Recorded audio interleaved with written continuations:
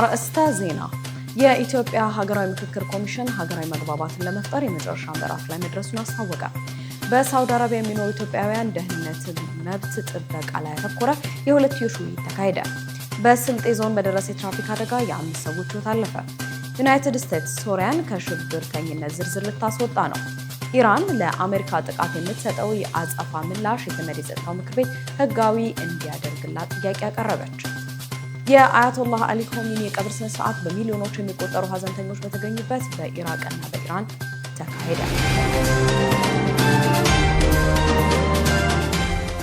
ፕሮፐርቲስ ለመኖሪያ ምቹ በሆነችው ሳር ቤት ላይ ከአደም ህንፃ አጠገብ እንደዚሁም ደግሞ ቡልጋሪያ ላይ ከአልነጃሺ መስጊድ ፊት ለፊት እጅግ ዘመናዊና ቅንጡ የሆኑ የመኖሪያ ቤቶችን ከባለ 1 መኝታ እስከ ባለ 3 መኝታ በተለያዩ የካሬ አማራጭ ያላቸውን ቤቶች በ20% ቅድመ ክፍያ እንደዚሁም 80%ቱን ያለምንም ወለድ ያለምንም ዋጋ ጭማሪ ከፍላችሁ የምትጨርሱበትን ያከፋፈል ሁኔታ አመቻችተን በሽያጭ ላይ እንገኛለን። እንዲሁም ደግሞ የንግድ ሱቆችን ከ900 ሺህ ብር ቅድመ ክፍያ ጀምሮ እኛ ጋር ማግኘት ይችላሉ። ለበለጠ መረጃ ታች በምናስቀምጠው ስልክ ይደውሉልን። ቴምር ፕሮፐርቲስ የህልሞ ማረፊያ።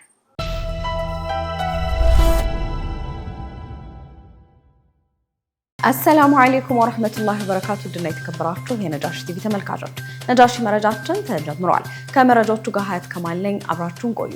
የኢትዮጵያ ሀገራዊ ምክክር ኮሚሽን ሀገራዊ መግባባትን ለመፍጠር የመጨረሻ ምዕራፍ ላይ መድረሱን አስታወቀ።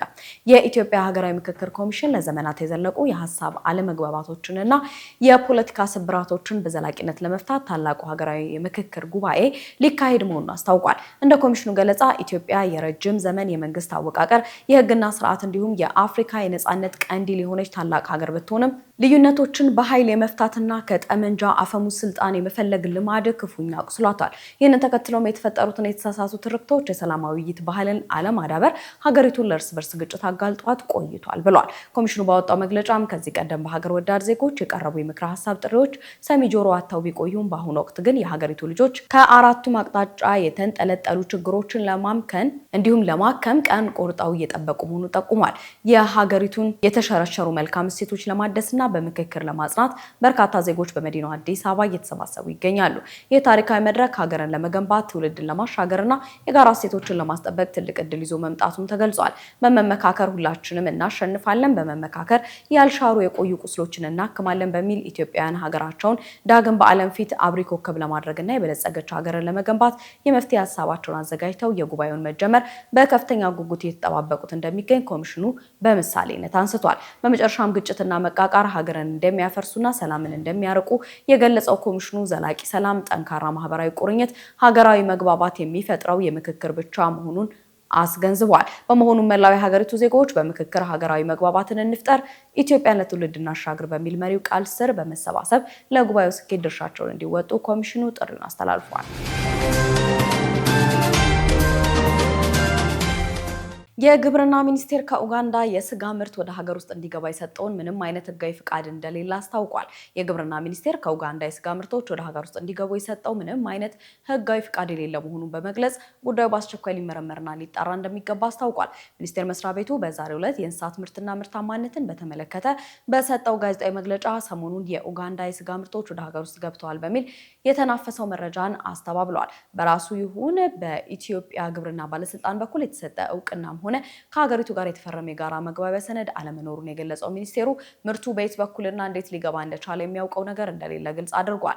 ባለፈው ሳምንት ራንቸርስ ፋይናንስ ሊሚትድ የተሰኘው የኡጋንዳ የግል ድርጅት ከኢትዮጵያ ዳይመንድ ሆቴል እና ሬስቶራንት ግሩፕ ጋር በየወሩ 20 ቶን የተቀነባበረ የበሬ ስጋ ለመላላክ ተፈራርሟል መባሉ ይታወሳል። የግብርና ሚኒስቴር የእንስሳትና አሳ ሀብት ልማት ዘርፍ ሚኒስትር ዴኤታ ዶክተር ፍቅሩ ረጋሳ ይፋዊና ህጋዊ ፍቃድ ሳይኖር ምርቱ ወደ ሀገር ውስጥ መግባቱ ከፍተኛ ስጋት የሚፈጥርና ለሀገር ትልቅ አደጋ ነው ብለዋል። በመሆኑም ከባለስልጣኑ ጋር በመሆን ጉዳዩን ለማጣራት ቢሞክሩም ማረጋገጫ ባለመገኘቱ ምርቱ በምን መልክ ሊገባ እንደቻለ ጠንካራ የምርመራ ስራ ሊሰራበት እንደሚገባ አሳስበዋል።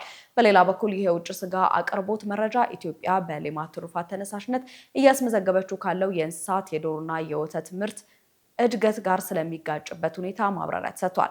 ሚኒስቴሩ ከብራዚል ጋር የተደረገው ስምምነት ሙሉ በሙሉ ህጋዊ በሆነ የቴክኖሎጂ ሽግግር ላይ የተመሰረተ መሆኑን ገልጾ ወደ ሀገር ውስጥ እየገባ ያለው የላምና የዶሮ ዝርያን ለማሻሻል የሚያስችል የሽልና የእንቁላል ቴክኖሎጂ እንጂ ለምግብነት የሚውል ምርት አለመሆኑን አስገንዝበዋል። በአሁኑ ወቅትም በሀገር ውስጥ የሚታየውን የአቅርቦትና ፍላጎት አለመመጣጠን ለመፍታትና የገበያ ክፍተትን በዘላቂነት ለመምራት በትኩረት እየተሰራ መሆኑ ተመላክቷል። በሳውዲ አረቢያ የሚኖሩ ኢትዮጵያውያን ደህንነትና መብት ጥበቃ ላይ ያተኮረ የሁለትዮሽ ውይይት ተካሄደ። የውጭ ጉዳይ ሚኒስትሩ ዶክተር ጌዲዮን ጢሞቴዎስ ከሳውዲ አረቢያ አምባሳደር አብዱላህ ቢን ሐሰን አልዘህራኒ ጋር ባደረጉት ውይይት በሳውዲ ምድር የሚኖሩ በርካታ ኢትዮጵያውያን ዜጎች ሁኔታና በዋና አጀንዳነትም እንዲሁ አንስተው መክረዋል። የዜጎችን መብት ማስከበር፣ ደህንነታቸው በአስተማማኝ ሁኔታ መጠበቅና ያሉባቸውን ተግዳሮቶች በዘላቂነት መፍታት በሚቻልባቸው መንገዶች ላይ ሁለቱ ወገኖች በጋራ ለመስራት ቃል ገብተዋል። ይህ በስደት ላይ የሚገኙ ወገኖችን ሕይወት ለመታደግና ለማሻሻል ያለመው የምክክር መድረክ በሁለቱ ሀገራት መካከል ያለውን የቆየና የጠነከረ ዲፕሎማሲያዊ ግንኙነት ይበልጥ ለማደስ ትልቅ አጋጣሚ ሆኗል። ሚኒስትሩ የሁለቱን ሀገራት ታሪካዊ ትስስር ያደነቁ ሲሆን የዜጎች ጉዳይ የትብብር ዋነኛ ምሰሶ መሆኑን አመላክተዋል። በተጨማሪም ውይይቱ የዜጎችን ደህንነት ከመጠበቅ ባሻገር ቀጠናዊ ሰላምንና መረጋጋትን በጋራ ለማረጋገጥ በሚያስችሉ ስትራቴጂካዊ ጉዳዮች ላይ ያተኮረ ነው። በንግድ፣ በኢንቨስትመንት፣ በልማት ዘርፍ ያለውን ትብብር በማሳደግ የሁለቱን ሀገራት የጋራ ተጠቃሚነት ማረጋገጥ በሚቻልበት ሁኔታ ላይ መግባባት ላይ መደረሱንም ነው የውጭ ጉዳይ ሚኒስቴር ይፋ ያደረገው።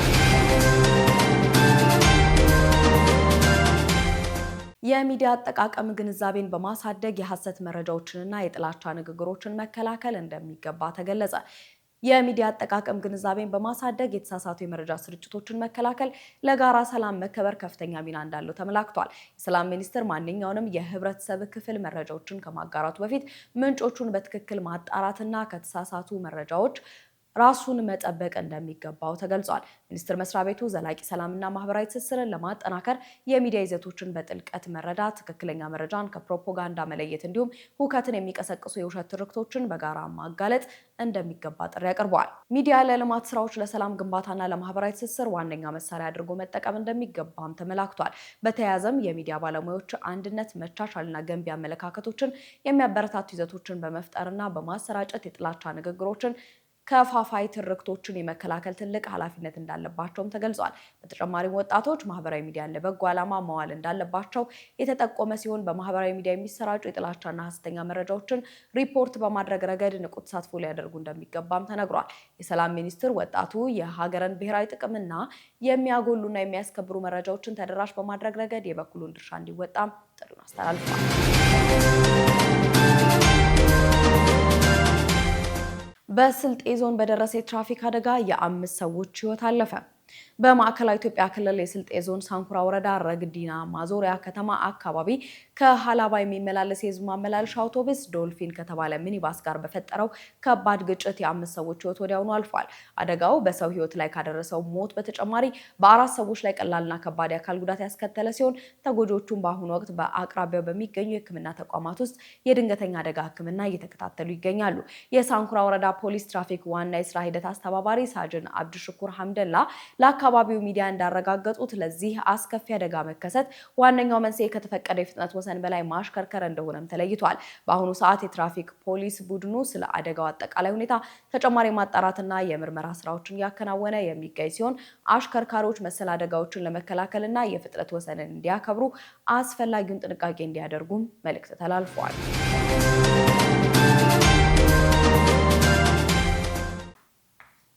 ከውጭ ምንጮች ወዳገኘናቸው መረጃዎች እናልፋለን። የእስራኤል ባለስልጣናት የአረብ ሊግ ዋና ጸሐፊ በዌስት ባንክ ሊያደርጉት የነበረውን ጉብኝት ከልክለዋል።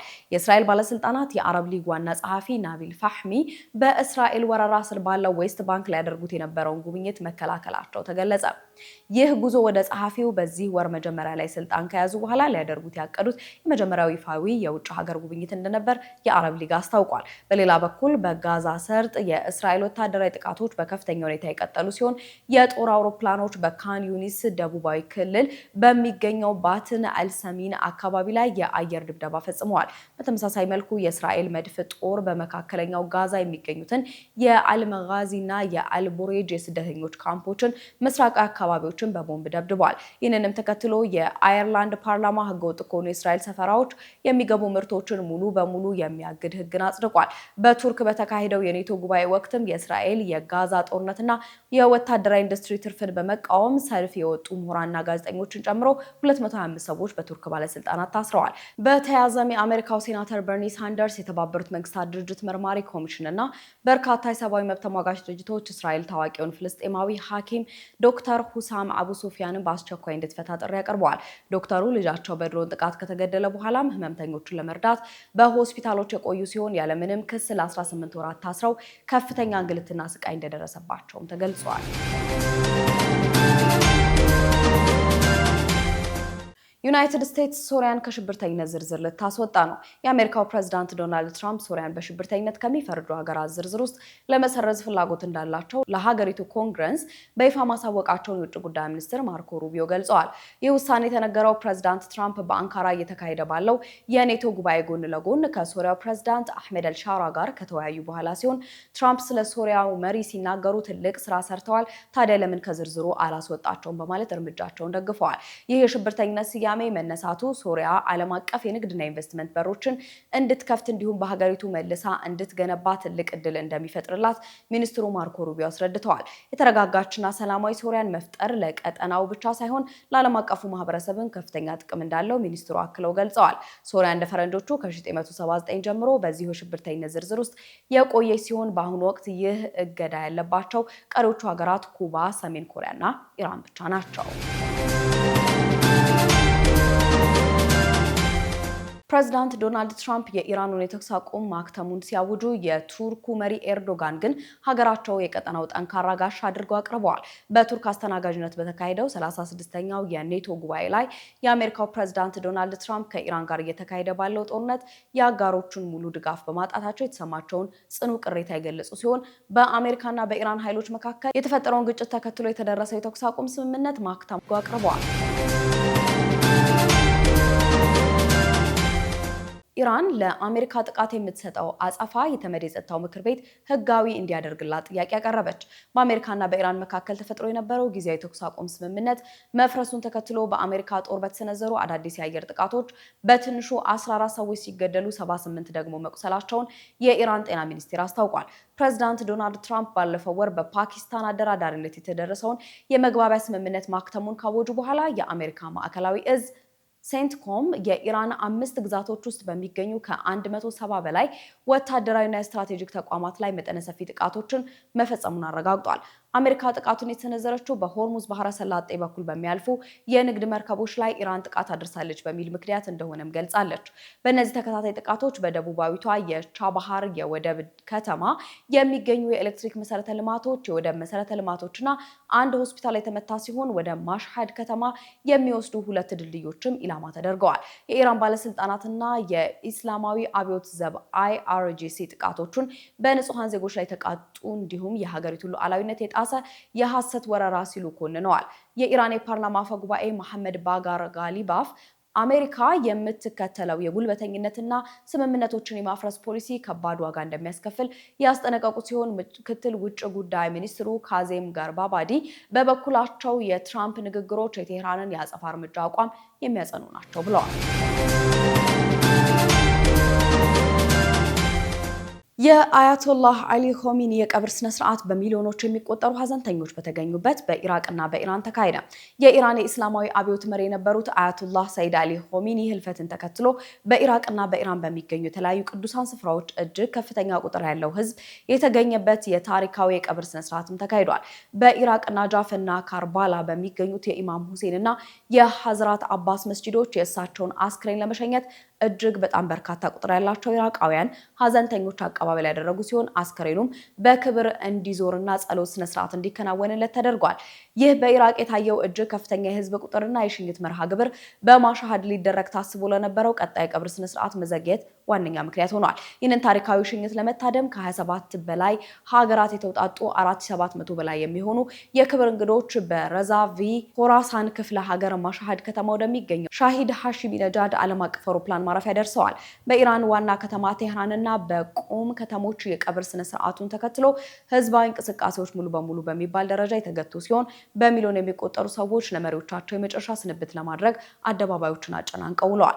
በተለይም በቅድስት ከተማዋ ማሻሃድ የሚገኘው የኢማም ረዛ መስጂድ የሆሚኒን ምስሎች በመስቀልና ታላላቅ የጉባኤ ጸሎቶችን በማዘጋጀት አስክሬኑ እስኪመጣ ድረስ ሰፊ ዝግጅት ሲያደርግ ቆይቷል።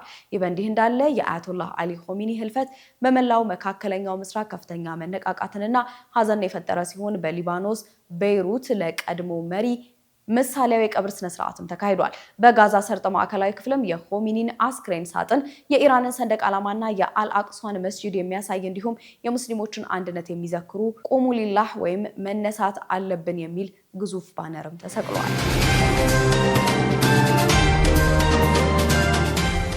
የግብጽ ብሔራዊ ቡድን አጥቂ ሙስጠፋ ዚኮ በቅርብ በተደረገው ጨዋታ ላይ የነበረው የዳኝነት ውሳኔ በቡድናቸው ላይ ፍትሐዊነት የጎደለውና ወገንተኝነት የታየበት ነበር ሲል ጠንከር ያለ ትችት ሰንዝሯል።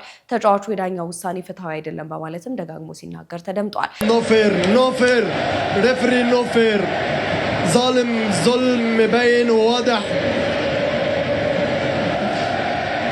بيضيع مجهود بلد كاملة من أول الماتش هو جاي علينا مش هينفع نخرج كده كسبانين 2-0 الأرجنتين بطولة موجهة حسب الله ونعم الوكيل የግብጽ ብሔራዊ ቡድን አጥቂ ሙስጠፋ ዚኮ የተፈጠረው ነገር በሙሉ ለአላህ ተዋለሁ በማለት ስሜቱን ገልጿል። ይህ አስተያየት በደጋፊዎችና በስፖርት ተንታኞች ዘንድ ከፍተኛ መነጋገሪያ ሆኗል። በርካቶችም የሱን ሐሳብ እንደሚደግፉ ተናግረዋል ተብሏል።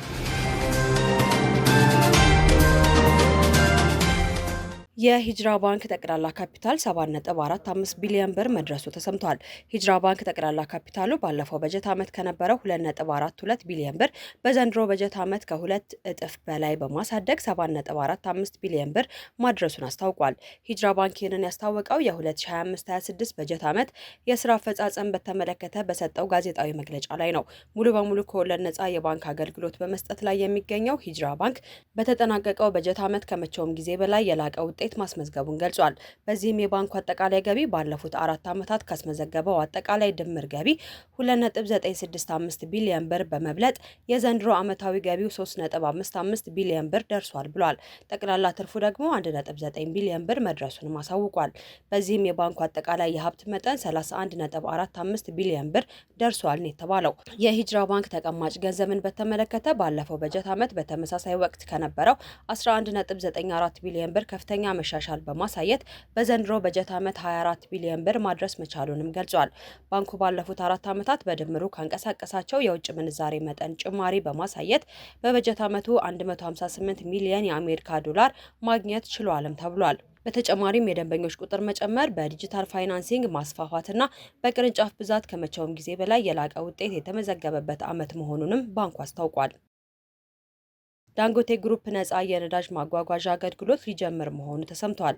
ታዋቂው የናይጄሪያ የኢንዱስትሪ ስብስብ ዳንጎቴ ግሩፕ በይፋ ለገበያ ያቀረበውን ቤንዚል በብዛት ለሚገዙ ደንበኞች በነጻ የማጓጓዝ ልዩ እቅድ ይፋ ማድረጉን አስታውቋል። ኩባንያው ነዳጁን በ1 ሊትር በ1075 ናይራ ሂሳብ ለሚገዙ የጅምላ አከፋፋዮችና ማህበራት በቀጥታ ካለምንም የትራንስፖርት ክፍያ እስከ መጋዘናቸው ድረስ እንደሚያደርስ ነው የተናገረው። የቢዝነስ ተንታኞች ይህ የዳንጎቴ ውሳኔ በናይጄሪያ የነዳጅ ገበያ ላይ ያለውን ከፍተኛ የዋጋ ንረት ለማረጋጋትና የውስጥ ስርጭቱን ቀልጣፋ ለማድረግ ትልቅ ሚና ይጫወታል ብለዋል። ይህ አዲስ ስትራቴጂ በተለይም ደግሞ በትራንስፖርት ወጪ መናር ምክንያት የመጨረሻው ተጠቃሚ ላይ ይደርስ የነበረውን የዋጋ ጫና በእጅጉ ይቀንሳል ተብሎም ይጠበቃል። የዓለም ዋንጫ የትኬት ዋጋ በ60 በመቶ መቀነሱ ተሰምቷል። የዩናይትድ ስቴትስ እና የፖርቹጋል ከውድድር መውጣት በሩብ ፍጻሜ የትኬት ገበያው ላይ ከፍተኛ የዋጋ ቅናሽ አስከትሏል ነው የተባለው።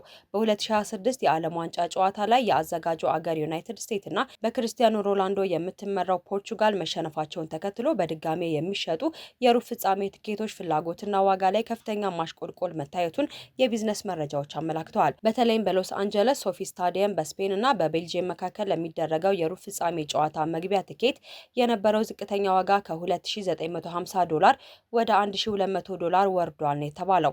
የዘርፉ የገበያ ተንታኞች እንደሚሉት የትኬት ዋጋው በድንገት ሊምዘገዘግ የቻለበት ዋነኛ ምክንያቶች መካከል የዓለማችን ታዋቂው ኮከብ ክርስቲያኖ ሮናልዶ የመጨረሻ የዓለም ዋንጫ ጉዞውን በሽንፈት መጠናቀቁን ተከትሎ ነው ተብሏል። በተጨማሪም ዩናይትድ ስቴትስ በቤልጂየም 4-1 ተሸንፋ መውጣቷ በስታዲየም ተገኝተው ጨዋታውን ለመታደም አስበው የነበሩ የአገር ውስጥ ደጋፊዎችን ፍላጎት በከፍተኛ ደረጃ እንዲቀንስ አድርጎታል ነው የተባለው። ይህ የገበያ ሁኔታ የስፖርት ቢዝነስ ዘርፉን ከታዋቂ ሰዎችና ከአዘጋጅ አገራት ስኬት ጋር ቀጥተኛ ቁርኝት እንዳለው በድጋሜ የሚያሳይ ነው ብለዋል።